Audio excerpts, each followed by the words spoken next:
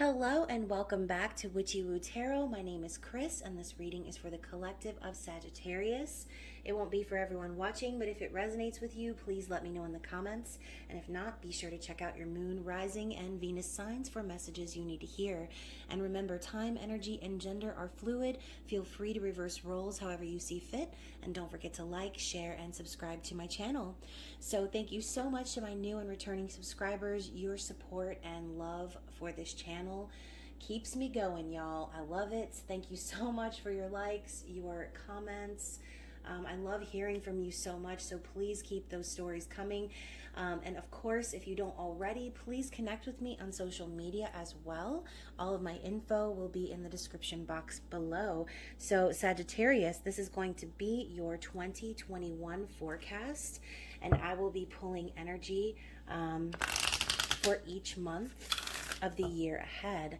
So I will be starting out with the Wilderness Collide Oracle by Amanda Lynn Hales, who I will be linking at the bottom just so that you can see her shop, all of her amazing artwork, and connect with her because this deck is amazing and I know she's made a couple of other ones, including a pocket oracle, which is so super cute. It's like 20 bucks and it's on her Etsy, and it's in my shopping cart, so I might just go ahead and click that button when this video is over. But anyways, guys, like I said, this video is for you. Please take what resonates. Do not force the rest to fit. I will also be checking in with the Checkily Tarot and getting a card for each month of the year. Please keep in mind this is a forecast, so it is intended to pick up on the energy of what is to come. So if it doesn't really make sense right now, it very well may make sense down the road. So please archive this video, jot down your cards that you receive in a tarot journal, whatever works for you, and please let me know a year from now how this reading resonates with you.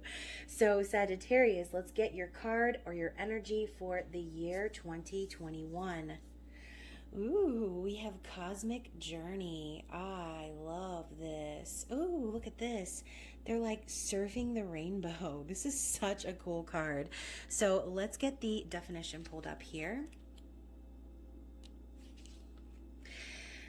So Sagittarius, one of the great quests in life. I love how they're talking about quests right away, and we know that you guys are the truth seekers of the zodiac, always searching for higher meaning. So one of the great quests in this life is the undertaking of the cosmic journey, the journey from perception into reality. When we are born, we are deeply connected to who we are, but soon we learn that in order to survive, we must adapt. If you've pulled this card, then you are being called to peel back one or many of those layers formed under our need to survive. Compassion, forgiveness, and grace will be necessary on this journey for yourself and for those that have been interwoven into your life. Wow. So I really do love this energy, Sagittarius. Cosmic journey. Literally surfing the rainbow in this card. I love it so much. So Sagittarius, you are in for a journey this year to enlightenment, to integrating perception and reality and understanding how it all ties together. So let's see what we have from the Checkily Tarot. Really excited about sharing this deck with you as well. It's very creepy and also amazing. So it's one that I've never really used in any of my readings. So yeah, I'm very excited about this. I will also be giving away this deck at the end of the season. So look forward to that as well. And be sure to subscribe to my channel for chances to win monthly. So what do we have for Sagittarius in the year 2021, please? In the year 2021, please, for Sagittarius. I'm on the struggle bus with these long nails, guys. I'm really sorry. What do we have for January? Okay, we're starting out with the Three of Pentacles. For February, we have the High Priestess. March, the Queen of Cups. April, the Nine of Wands. May, the Knight of Pentacles.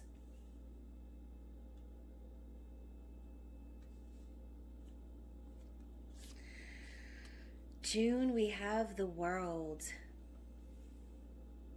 So many repeating cards in these readings. It's like there are so many cards in this deck. How come I keep getting the same 12 cards? July, we have the Chariot.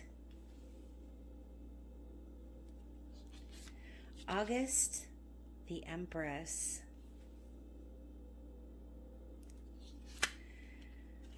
September, the Four of Pentacles.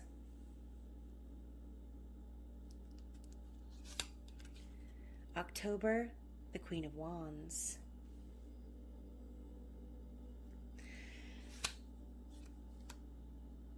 And you know, the Queen of Wands has come out for every fire sign. And you guys are my last zodiac reading, so obviously I'm saving the best for last. So Sagittarius, in November, we have the Eight of Wands.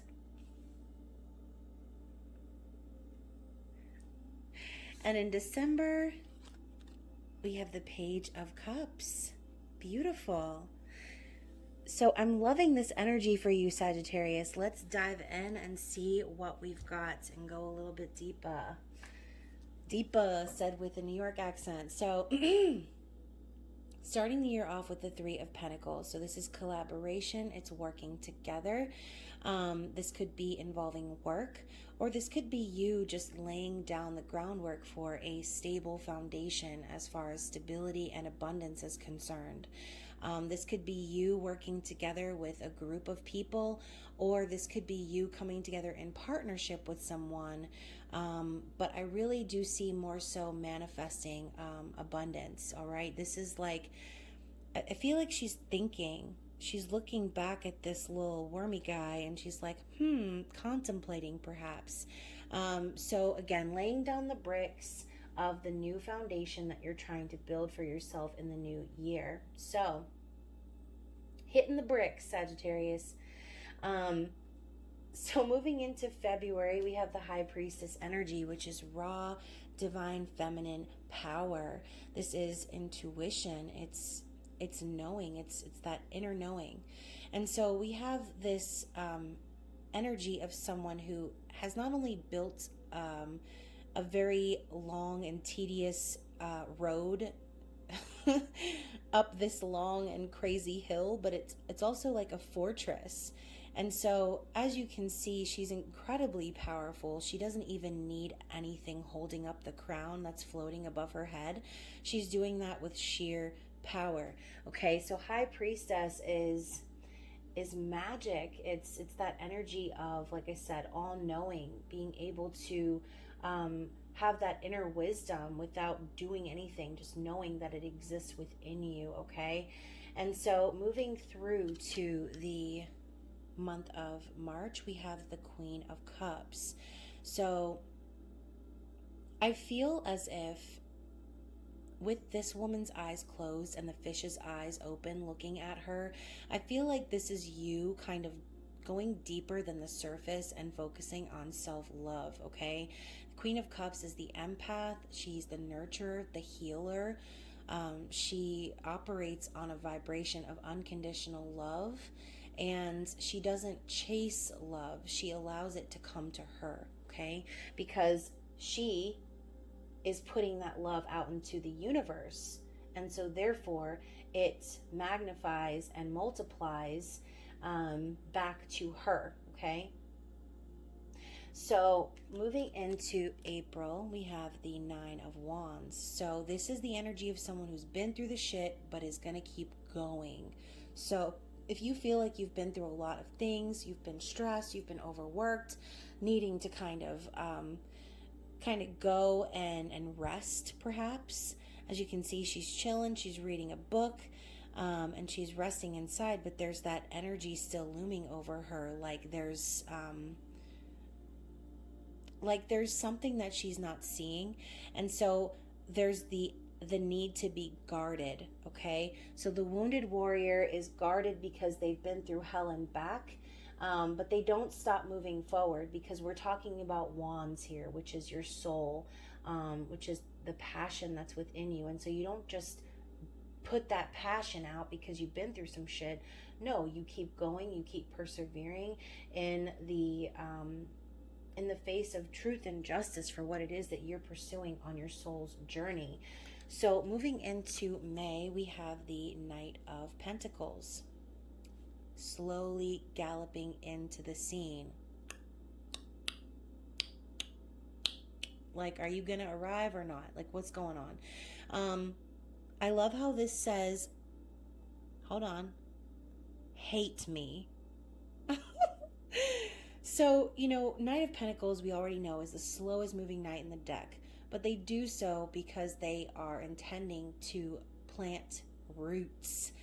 This isn't some fly-by-night knight. This is somebody who comes forward with stability, dedication, planning the future, and really offering something stable and real. So Taurus, Virgo, Capricorn energy, again, very stable energy. So if this is you creating stability for yourself, you're taking all of the right steps and you're making the right moves. So if you feel like it's progressing slowly, don't hate the journey, okay? I know it says hate me here, but don't hate the journey, because it's all a part of what is aligning for you, right?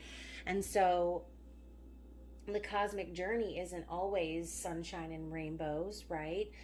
Sometimes it's painful when we see the reality of perceptions that we've had in the past. And so, maybe you have operated on that energy before of like, mine, I need to have what I need to have right now. But I think that there's a little bit of a transformation coming in here for you, and you're starting to see that the slowness is actually favored, okay? Because, it's easy to make mistakes when we rush. It's easy to not see things for what they truly are when we are just only living in our passions, right? So this could also be manifesting in your external world as someone coming forward to offer you stability and commitments, which is really great. But then we move into the summer months and we have the World. So the World is integration, it's completion. It's the ending of a cycle in order to start anew. And so this is the end of the major arcana lineup. This is the end of the Fool's journey, is the World. So it's almost as if all of the awakening and everything that you've learned, all of the experiences you've gone through, and all the bullshit that you've dealt with over the last however long, it was to get you to this point of where now you are ascending, and you're opening up and becoming available for things to move forward for you, okay? This could be also you figuratively or even literally building a bubble around yourself and creating a new world. Or again, like it says here in this card, where you're starting to see the reality of things. I think you're maybe starting to see where, you can actually be happy and you can actually move forward into this cycle and create a new world for yourself, based on what you now know to be true, instead of what you perhaps perceived to be true before. So moving into the month of July, we have the Chariot. So I love this energy for you because this is promising forward motion. Things are going to be picking up really fast. And obviously, as we see with most Chariot cards, there is actually no motion happening. Like I said, most Chariot cards. The traditional tarot shows the Chariot ready to go, but the Sphinx are actually lying down. They're not pulling the Chariot at all. They're just sitting there waiting. And so, as we know too, with the Chariot energy, there's a need for balance between dark and light elements in order for the journey to keep moving forward. So in this specific card, everything's packed up and ready to go, and she's prepared for the journey, but there's no one pulling the cart for her, okay? And so I think, as you are coming into August with this Empress energy, you're starting to see, oh, look, and we have the magnifying glass again, okay? Magnifying and magnetizing, with that Wands energy, okay? So I think you're going to be starting to see truly like what it really is. As we see, the magnifying glass is intended to zoom in on something, to enlarge in it, to see it from a different perspective. But we know also the Empress is the queen of all queens. She's gone through the worst of the worst and learned all of the lessons of all of the elements in order to stand in her ascended energy as divine feminine. And so I love how, too, she's magnifying this dragonfly, and dragonflies are good luck in love. So this could also be foreshadowing, like I said, you kind of moving things forward and getting an offer from someone for commitment and stability. But, you know, in order for you to really do that, you're going to need to recognize and see, okay, and really dig in and see what this love is about, because you don't want to be fooled like you were in the past. Because you're the Empress now, right? And the Empress can't be fooled. The Empress is equivalent to the High Priestess in a sense. So moving forward to the month of September, we have the Four of Pentacles. So you can take this either way. And I'm going to flip this card on the side because, as you can see, more energy too of fortress, or like building your fortress or building your world. As you can see, we have this queen looking down at a mirror image of her castle.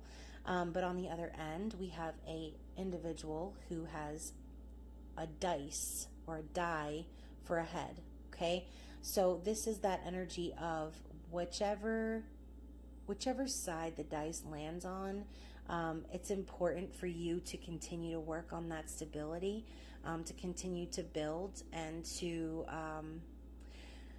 distribute your energy appropriately. Okay, you're going to want to hold back from people, places, or things that are not good for you, or that are not aligning with your spiritual journey along with your cosmic journey.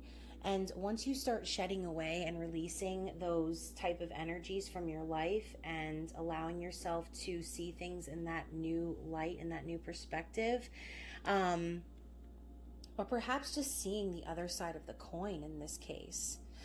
This is also could be a miserly energy, holding back your energy, really saving up your money, or being very frugal. And so moving into the month of October, this is when you really step up into your element, okay? This is Aries, Leo, Sagittarius energy. Queen of Wands is the master manifester. She is charismatic and creative. She's a leader. She is into the esoteric, very spiritual, okay? She makes things happen. She goes after what she wants and trusts in her soul purpose to guide her way, okay? So really harness that energy in October and allow it to open the doors for this communication coming in November, okay? Eight of Wands is love at first sight. It's Cupid's arrow, lover's arrows.